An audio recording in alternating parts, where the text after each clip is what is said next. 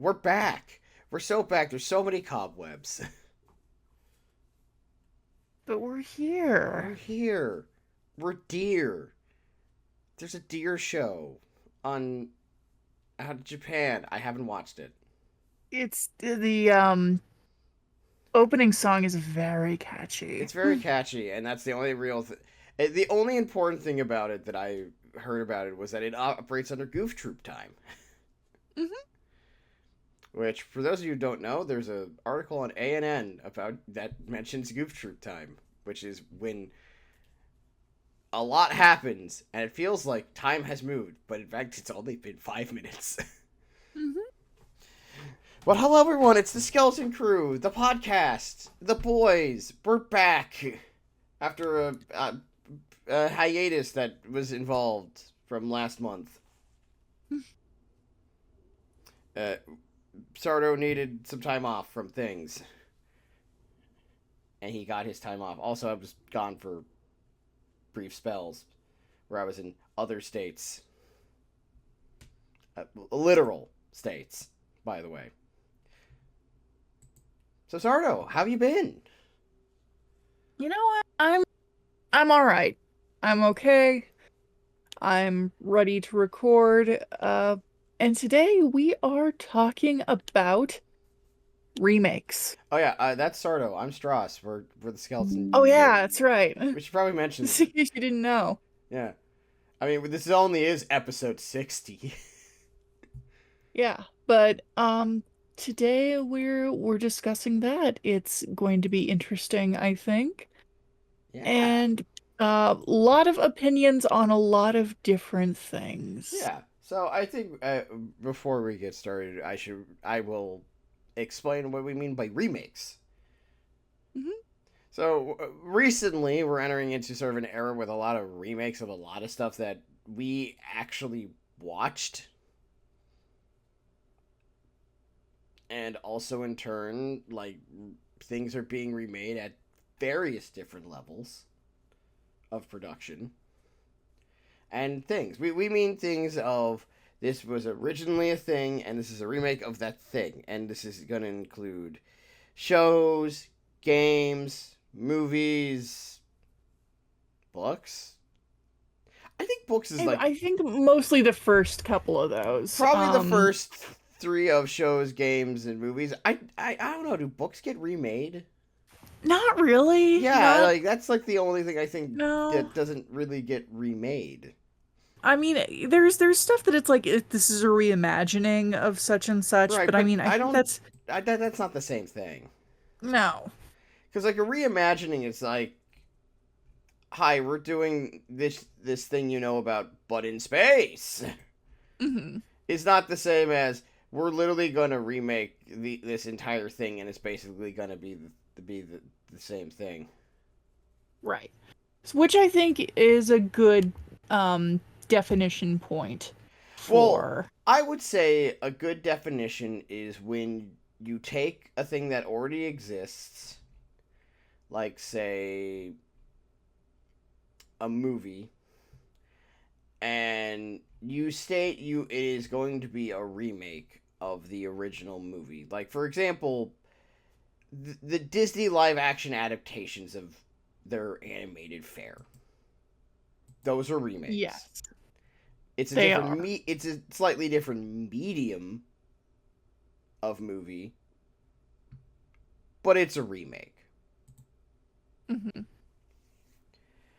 Another example is if it's a game and it's a remade re-release with newer, shinier graphics. That's a remake.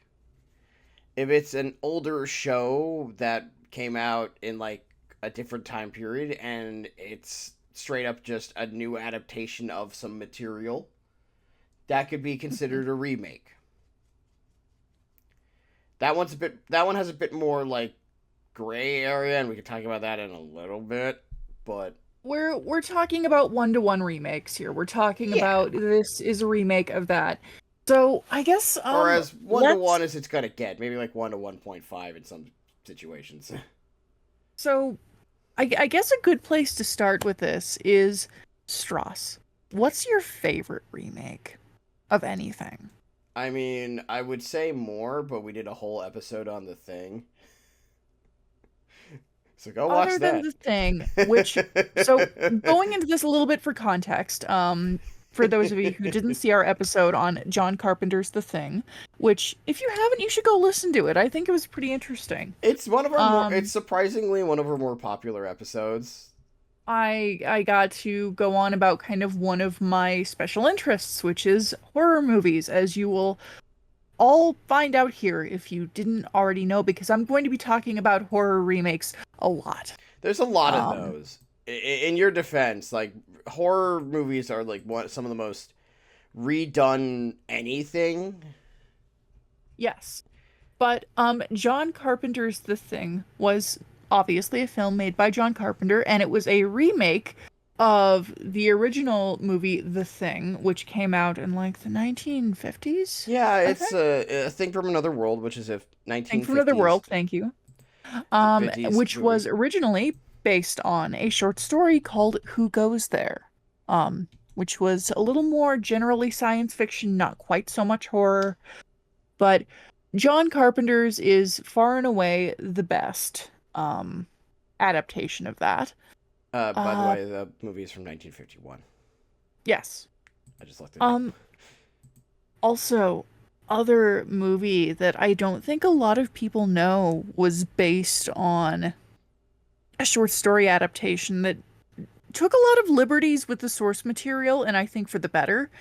Candyman, which came out in Mm. 1992 with the Tony Todd.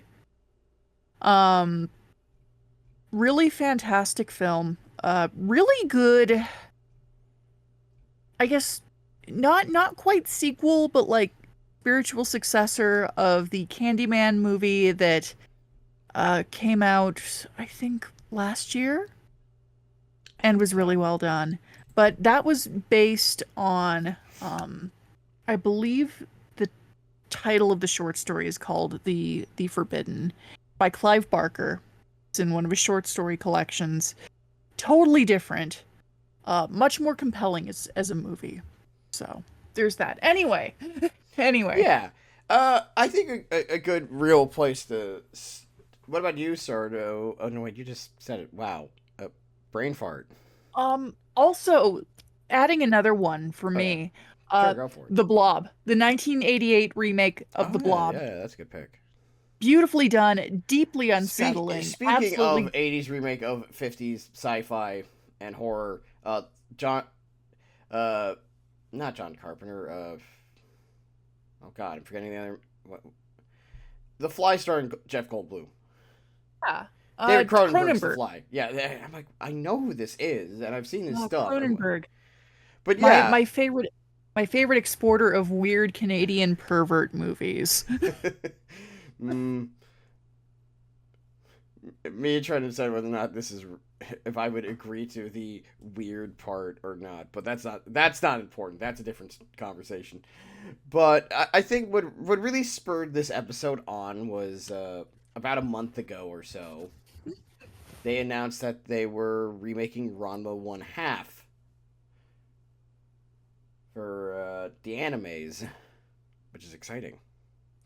Until we Yes, very saw who much so. was making it, and then it's Studio Mappa, and the polished slop accusation grows larger every day. But I wanted to state before we get going, remakes have a very odd history, where sometimes they're really good, sometimes they're really bad, sometimes they're just fine. So, Sardo, other than a horror movie, if there's anything you want to start with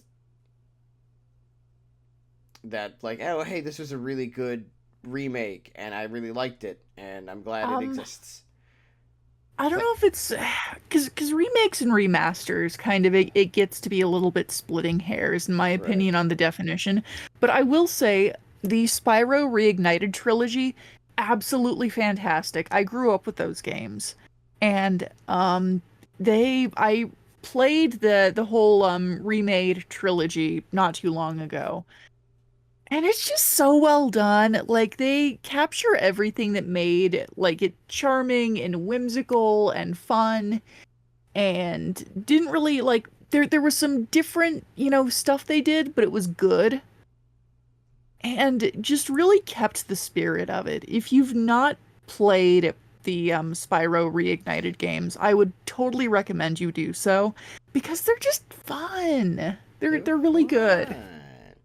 Yeah, no, I think the interesting thing with game remakes is that it either like goes swimmingly or it's a disaster piece.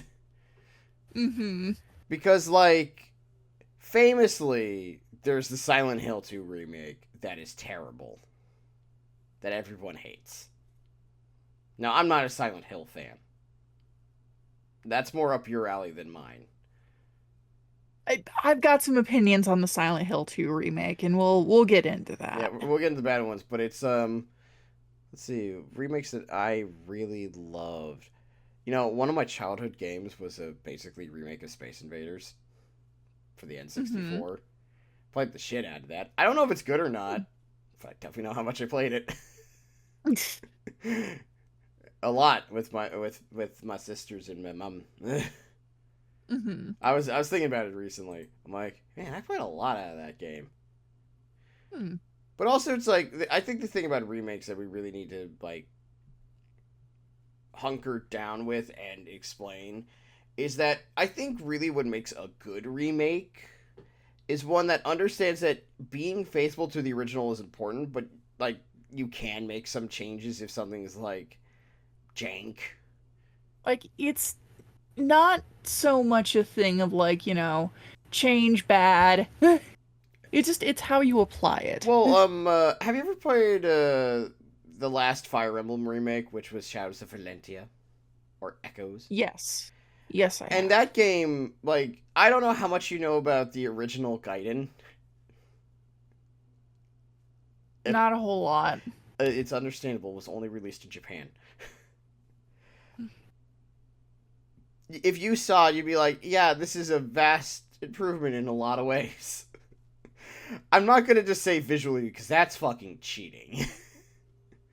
One of these was released for the NES. One of these was released through the 3DS, which, despite being significantly smaller, has more power in its like. You know how we joke that I have more power in my pinky than you have in your entire body. That Uh-huh. in the case of the 3DS, that is extremely real.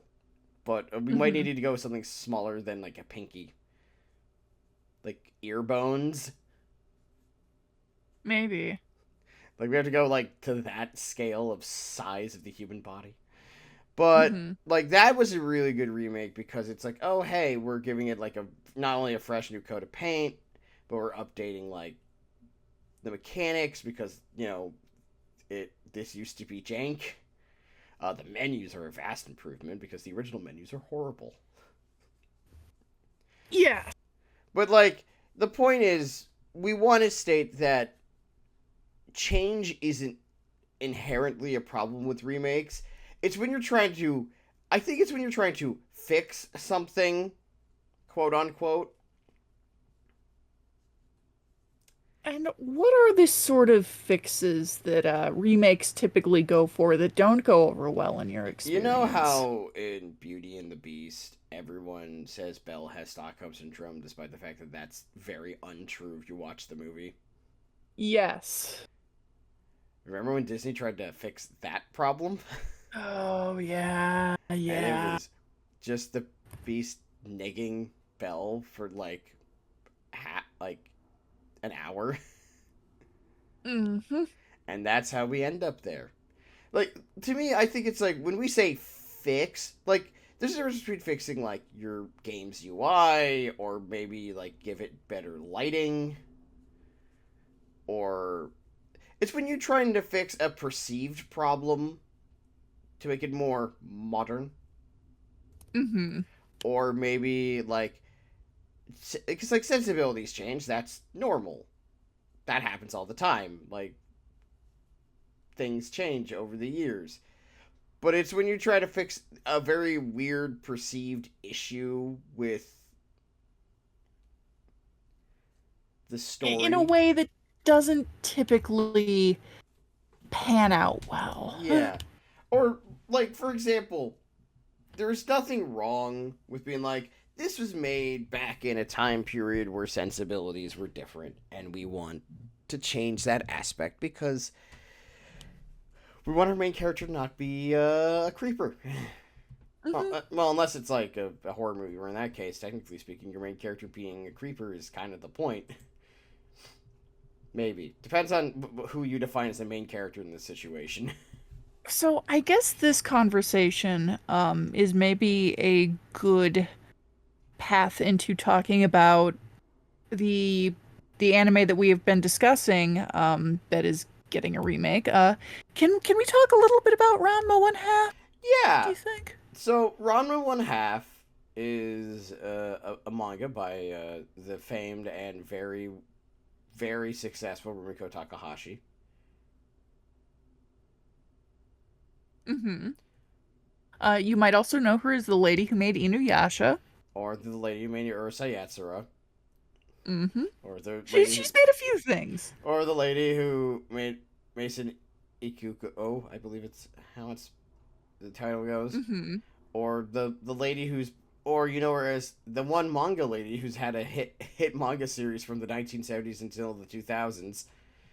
Just like she is the living embodiment of, oh my god, a hit tweet. She really is. Not many people can claim they have been more successful than she is. Mm-hmm. But anyway, they announced, as we said, a remake for Ranma One Half. They didn't announce who was making it yet, and we'll get into that part of the discussion in a little bit. But basically, what they were saying was, hey, there's going to be a remake of the show because, in fairness, the original Ranma animated needed adaptation never actually finished the story. So there is precedent to make it. Famously, a lot of Takahashi productions this kind of went on forever, but never actually finished the story. This would Mm-hmm. this happened a lot. It was the before times. We were living in a different era.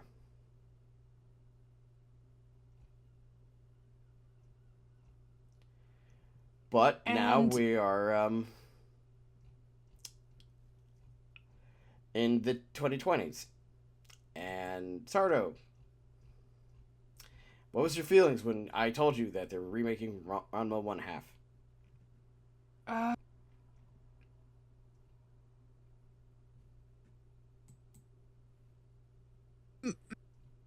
uh I don't know about this, boss. I'm gonna be real. Like, okay, I I enjoy a lot of Takahashi's work. I thought Ranma and Half was overall, by and large, it was a cute series. It was a cute manga. It was also very much, I think, of its time in some of the tropes and some of the things it did. Um, Takahashi, unfortunately, love her very much, but she was, for some reason, a big fan of the comic relief pervert trope.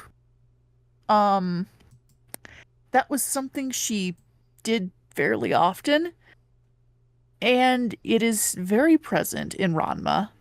Uh, and it's just one of those things that I think in our current modern time, we're kind of like, this kind of sucks, actually. Like, there were probably plenty of folks who were like, this kind of sucks back then too, but like, especially now. Well, what's super interesting is that in the interim, I've been reading some Ranma One Half just for the sake of, well, book club. Mm-hmm. And you know what, Sardo? This shit's still really good. It is really good. Like, I'm not saying it's I not. know it's just like I forgot just how readable Takahashi's work is. Mhm. Like her ability to write, her ability to do action sequences, which is not something someone who's more known for romantic comedies always gets to state that they can do. Like the Mhm. versatility of this woman. But really, when it came to the remake, our biggest fear was one studio. Being real here. Mm-hmm. It wasn't even that there's a remake. It's just that we're like, okay, they're remaking it, fine, whatever. It is what it is. The children need to also have a lot of their eggs cracked, based on one Mm-hmm. guy who's sometimes a girl, who's sometimes a guy, and a guy who's a pig Mm-hmm. sometimes, and a girl who's a cat sometimes, Yes. and that first boy girl's panda dad, who's not always a panda, but it's a panda for a surprising amount of the manga. Hi, yes, this is Mr. Satomi. He's a terrible father. He's also currently a panda. But Toro and I have a slight vendetta. Well, maybe not slight anymore, but a vendetta against a certain studio known as Studio Mappa. Sordo, what is your reason for your vendetta, other than horrific workers' rights abuses? I was gonna say, it's mostly the horrific workers' rights abuses. That's the That's the first and first and foremost. major thing that comes to mind. I mean, and yes, that they do tend to create very rushed products as a result of the horrific workers' rights abuses. Um, that's mostly it. Like I'm gonna be real, as much as I, might enjoy anything produced by that studio, knowing that that's behind it is always going to kind of fuck the experience for me. Um, so yeah. Well, for me, my problem with Studio Mappa, other than the if infamous amounts of workers' rights abuses, which like that's just an in general thing that I want to like put up on the board. Hmm. Like, we're not gonna keep talking about it because that's not really. It's not our place to say, but it's not really my my specific problem with this remake. It's just a kind of a problem I have with the studio on a general day to day basis. Yeah, it's like I don't love that they're behind this and whatever this turns out to be, workers are not being treated well in the production of it. So, Now, I will also state in the slightest of slightest offenses that Japanese work culture is awful on it's so many it's all things. fucked. It's all fucked, Yeah, but Mappa is especially yeah. fucked. We want to make this abundantly clear when we're discussing this that we want you just to have this in the back of your head is that while a lot of Japanese working conditions are not good due to a bad work culture that is bad for the worker, we wanted to make it that Mappa is egregious with it, unlike the usual. Like this, they are extraordinarily bad, which I Hmm. think is a fair thing to say. Yes.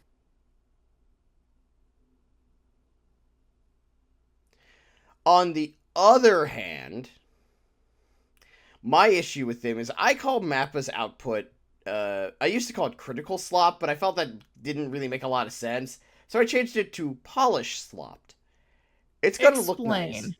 Well, okay, Yeah. like everything they make looks pretty good, but at the end of the day, it still feels like slop. Mhm. I mean, part of that is because as a studio, they parlayed like a lot of their early career to make like more high concept, interesting things, to making like the shonen du jour of the moment. Right. Like, we have to remember Studio Mappa's like first big hit was Yuri on Ice, Hmm. and they said they were going to make a movie, and now that movie's been quietly canceled, and yet they're making like 10,000 projects of big budget adaptation-y things, and they all look really polished. You know what it kind of reminds me of? And I might get some heat for this, but I'm going to say it anyways. Go ahead. It's, It freedom of speech here. Yeah, it reminds me a bit of like my issues with Kyoto Animation, because like Hmm. I like KO Annie's like in-house animation teams. They're fantastic, and unlike Mappa, they're known for being pretty well treated over there. Mm-hmm.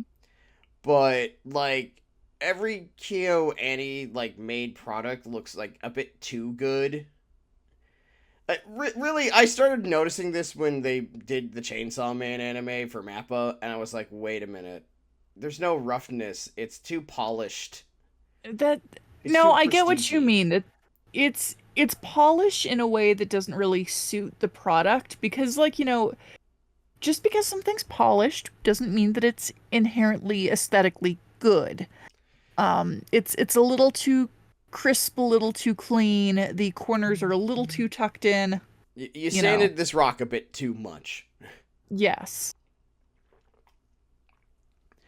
But also in turn, when they dropped the first trailer, I was like, but I'm still gonna give like them a chance, maybe like because sometimes it depends on who's working on it more so than just the studio as a whole. Mm-hmm. Because like the studio as a whole can be bad, but like if you get the right people within in like the studio, like because I don't think Mappa makes bad things. I just think they make slop that just looks really good. Like they polished this turd extremely well at times, but I was like, you know what? Maybe you get the right combination of people on it, and you turn out like something really nice. Then I saw the color palette, and I was mad. I was instantly Explain. the Ramen one half color palette made me so mad. Explain. What's the deal with the what's the deal with the color palette? What's the deal with airplane food? Yeah, but no, go ahead. Yeah. Okay. So like, one of the things about the original is that it was made in the 80s, so it has a lot of like sort of deep colors. I'm not sure really what the art word for it is, so I'm gonna um defer to very use. I think very vibrant. yeah, It's kind of like a lot of not primary colors necessarily, but like very bold yeah. colors. Like the reds are very red, the blues are very blue, but like it has this modern looking like color palette where everything is like pastelly and It flat looks kind of looking. washed out. Yeah, washed out pastel colors that just feel flat. I'm looking at a side by side comparison of some of the screenshots, and yeah, I get what you mean. It looks a little washed out. It looks a little. And like art style wise, it makes it like Takahashi's like actual coloring style is very fascinating compared to like how those animated adaptations went. Hmm. Like because like if you ever look at a Takahashi cover, so if you're currently listening to this, go look up uh the colored covers for the volumes for any of her work. And she kind of has like a color sort of color palette for a lot of her things. Because I know you've seen it before, Oh yeah. which like doesn't necessarily translate well to animation Hmm. because well at least not in a budget that's fair. I'm also thinking of um the Inuyasha anime, Yeah. which was a little bit popular. Some people liked it. Well, Um, I but we all at one point woke up at 2 a.m. to the second ending. but I'm thinking of that, and I'm thinking of the color palette for that, which was I think very good. And I don't know, in my opinion, I thought it was pretty in keeping with the original style. Oh yeah, no, like the thing is, well, until they switched to digital and everybody noticed. Hmm. But that's a different problem. That was early digital coloring for Japanese animation was not great. Well, that yeah. that was it was a problem at the time. It's not a problem now. That is a completely like we started doing a thing differently and we had to take a bit to get used to it. That's not a complaint. That's just more. I mean, it is a complaint, but it's a complaint in the sense of like we got better at it, so it's not a problem anymore. Mhm. Oh, the early 2000s digital coloring of animation is just oh boy. But no, I'm looking at the screenshots Yeah. and I can understand what your beef is because I Her hair's pink, Sardo. now I don't want to sound like a boomer when I say this. I'm gonna sound like I don't know. It looks too modern. It looks too modern anime. It looks too like kind of modern sensibilities. It's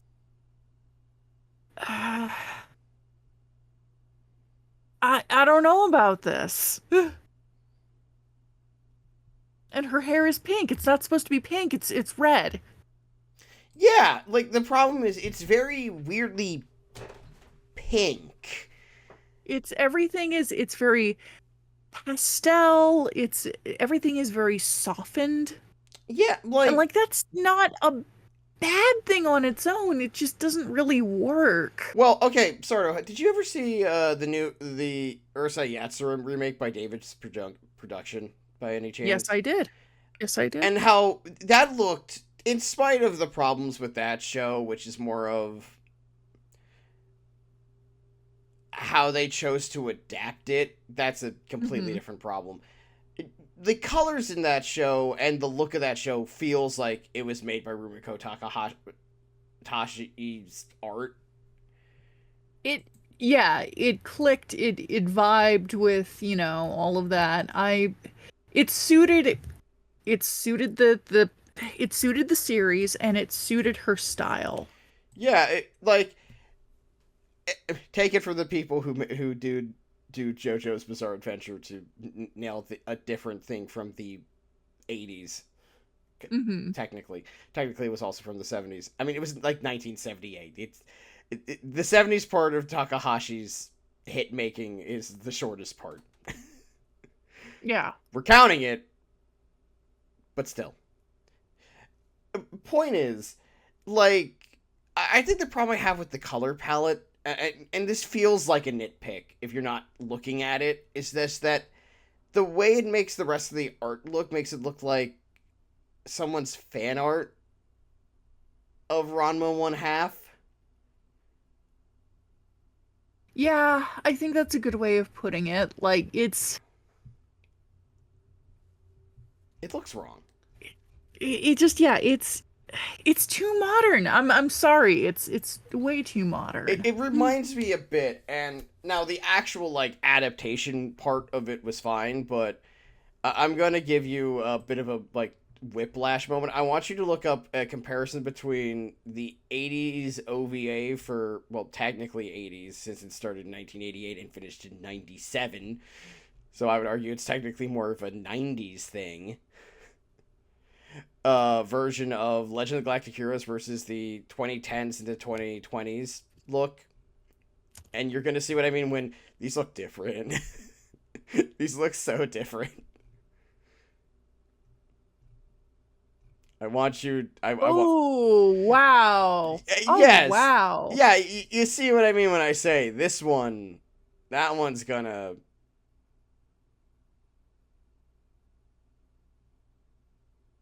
Okie dokie.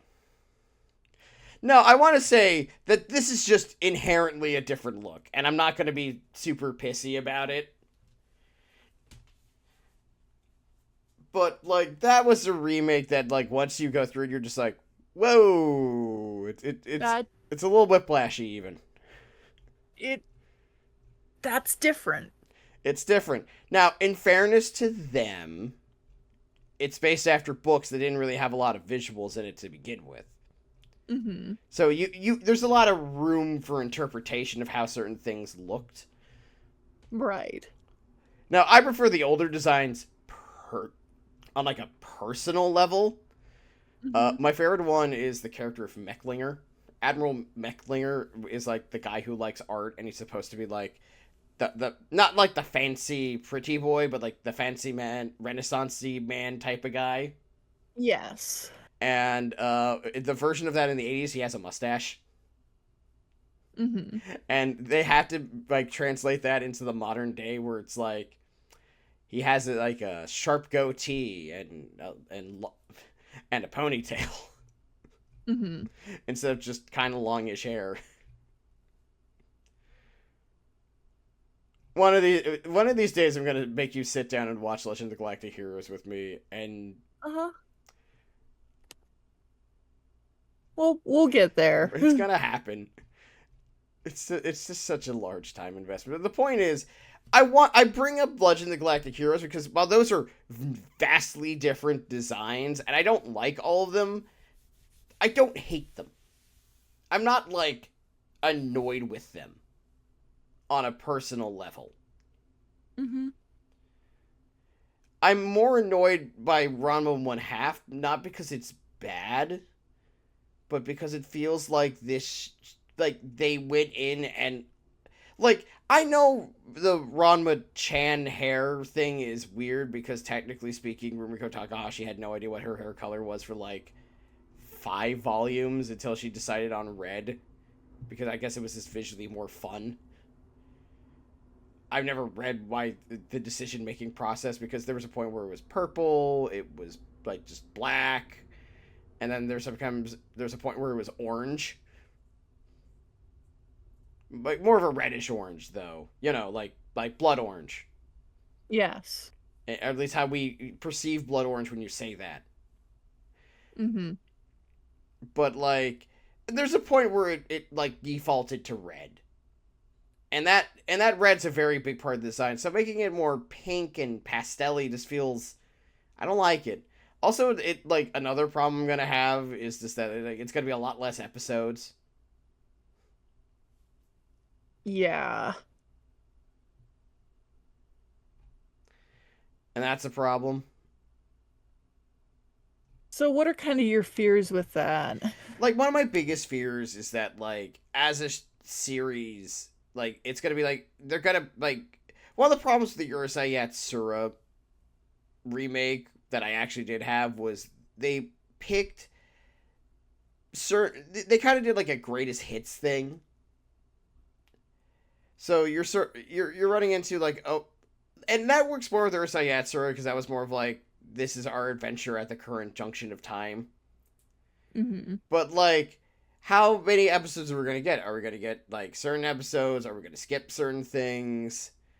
When is Ryoga gonna show up? The man who got so lost that he got lost so that Zoro from One Piece can get lost even faster. Mhm. I'm trying to remember. A friend of mine said it so beautifully and so funny, and I don't remember how they did it, but I can assure you it was very funny. All right. But it was like Ryoga got lost slowly, so Zoro could get lost even running, and I'm like, God, how did it go? It was so funny. Damn, I can't remember it. Mhm. The worst part of someone you know said something very funny, you all laughed, and now you can't remember how it's said, Mhm. and now you can't remember the punchline, and you're like, no, this was really funny. But yeah, it's like to me, my problem isn't that it's simply that it just looks bad. It just feels like I just don't like how it looks. That's fair. Yeah. I'm not sure about it. I don't know, I'm not completely ruling out that it might be a good anime, but I just don't love what I've seen. Well, I'm gonna say this right now, and it's gonna be honest. It's probably gonna be good, but oh, here he is. Oh, I found it. Ryoga walked in the wrong direction so Zoro could run in the wrong direction. Mm. See, like there it is. That's how it went. A shout out to my friend Jessica. That was a really good bit. But like to me, like I know it's not going to be bad because the material it's adapting is good. Unless, like, if it's bad, it's gonna be for reasons outside of that, and if the adaptation process is really bad, that's a different problem. Mm-hmm. I'm just saying, I don't know, like, there's stuff about it that I just don't like, and it makes me mauled. That's fair. Yeah. But to put this in like a different direction, like I also think sometimes a remake can just not do anything of great value or kind of one of my problems with remakes is sometimes they have a tendency to supplant the original depending how good or bad they are. A good remake has a tendency to supplant the original, and that's not always a good thing. And you probably know this better in the horror section, so I'll let you take the floor. Oh, recently we got an announcement. We actually got a trailer drop for the remake of Silent Hill 2. I And I don't think that one's gonna supplant the original. no, it's not. Now Silent Hill 2 is probably one of my all-time favorite horror games. It's Um, also an all-time classic. it it is magnificently done. It's, it's not a perfect game, but it is exquisite. It is showcasing, I think, some of the best of what makes that series so impactful. Um and it's had a long-running fan following, and I mean, Stross, you're not a big Silent Hill guy. No, I'm not. But you know kind of the gist of the game and what Yeah. it's about and kind of what makes it so um Well, I think the best way to put it, masterful. like, I think really the good way to put it is that these older game that Silent Hill is one of sort of alongside Resident Evil Hmm. is one of the premier horror game franchises historically speaking. Hmm. And 2 is considered the best one.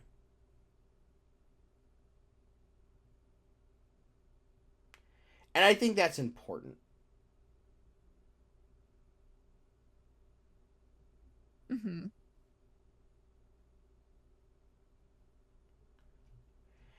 And I've never played it, but I know enough about it.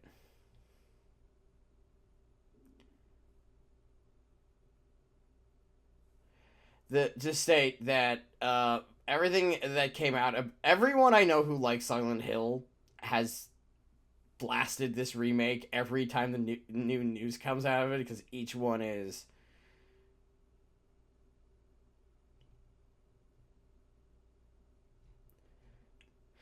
I'm gonna be totally honest. Yes. I I have complicated feelings on the remake. I don't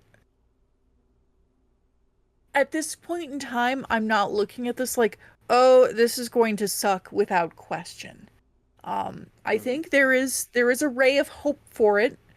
Um, because I don't know, I think sometimes things have a way of surprising us, but I don't feel great about what I've seen. Um, uh, where do I start with this? So, from what I've seen in the trailers, it is a good-looking game. This means actually very little to me.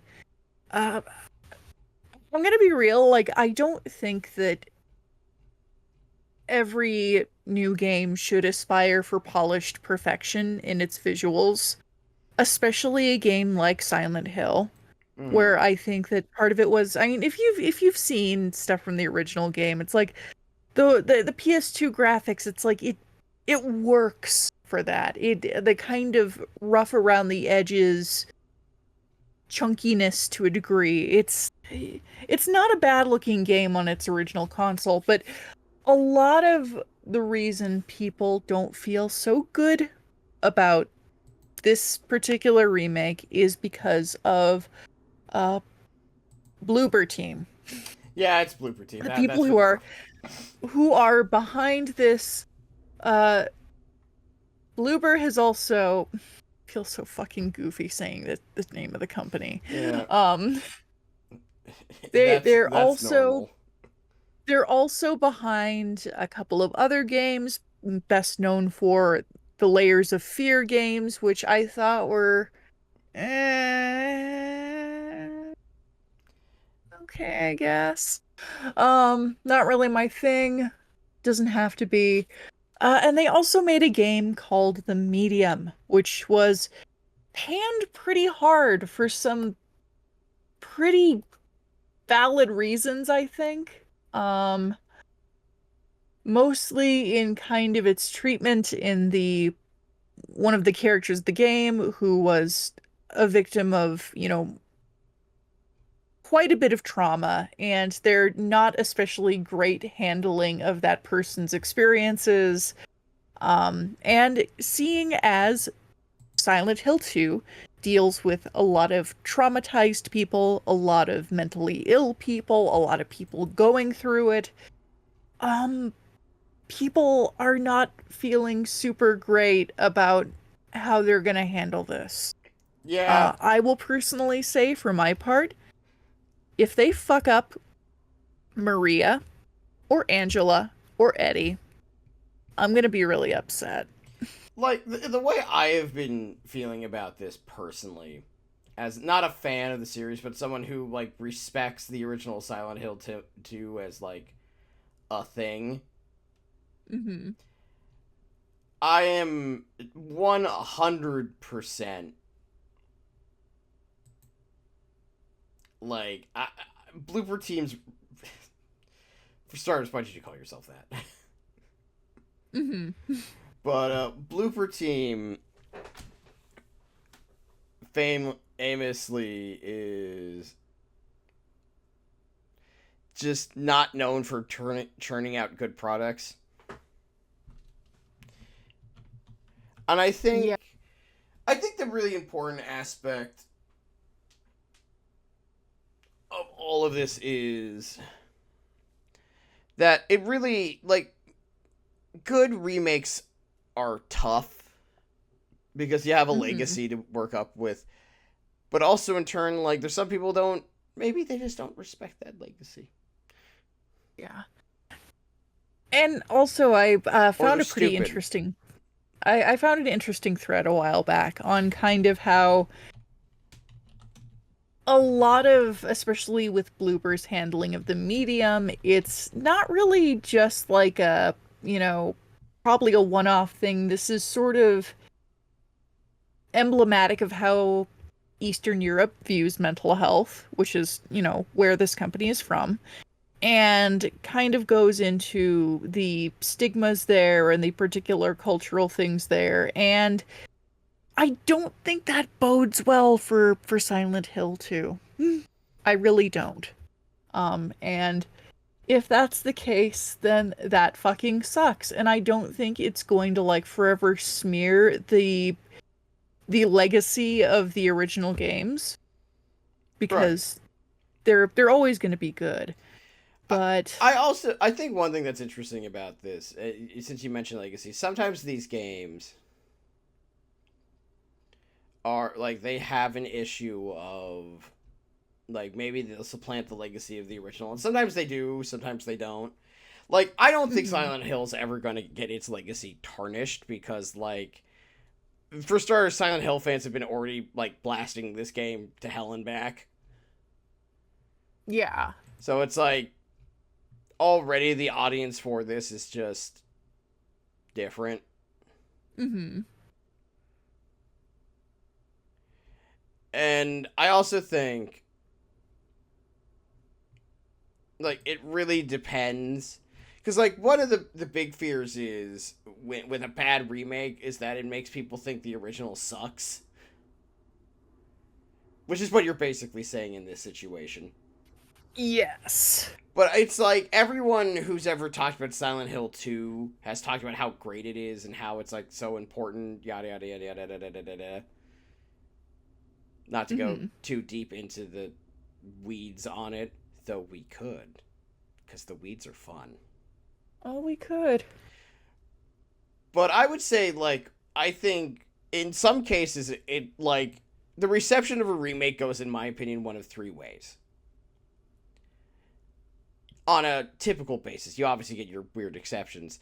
Number one, you get the original was better. Everyone acknowledges that. Everyone moves on. This is where I think the Silent Hill remake is going to end up.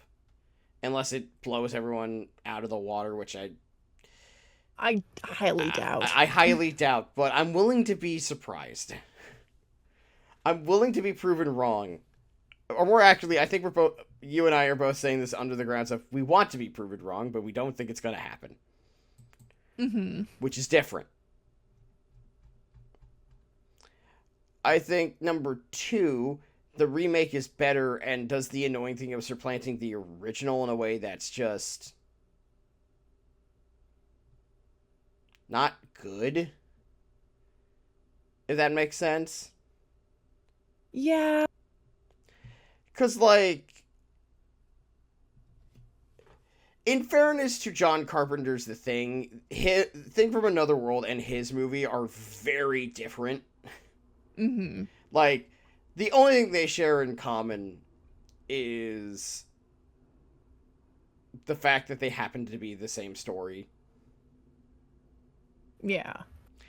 But one of the fears I've had, because they had the Persona 3 remake recently, and it's already starting to kind of supplant the original to younger fans' brains because they refuse to play older things. Mm-hmm. And it makes me look sad. Mm. But it's this sort of like, that's always a problem. And then finally the last one is both exist in sort of their own sphere, and everyone's like, it's neat. You hope for that last one. That's what you want. You want, like, both. That is the ideal. The ideal is both stand on their own, and everyone's like, you know what? I'm glad these exist. Mm-hmm. And I think it really also depends, like, on what you're remaking, who's remaking it, and why they're remaking it. Because, like, 2019's Dororo, which is a show we will one day talk about in full, is great. It's better than the original, but the original was, like, a weird 60s anime that by Tezuka that's, good, but it's very 60s. And, it doesn't have a guy going up asking about his brother getting punched in the gut. That's... Are you my brother? Are you my brother, Rex Racer?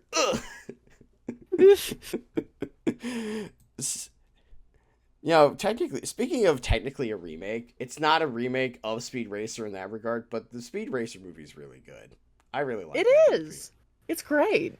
I say it's technically not a remake because, like, Speed Racer didn't have a centralized plot like that for the whole series. Yeah.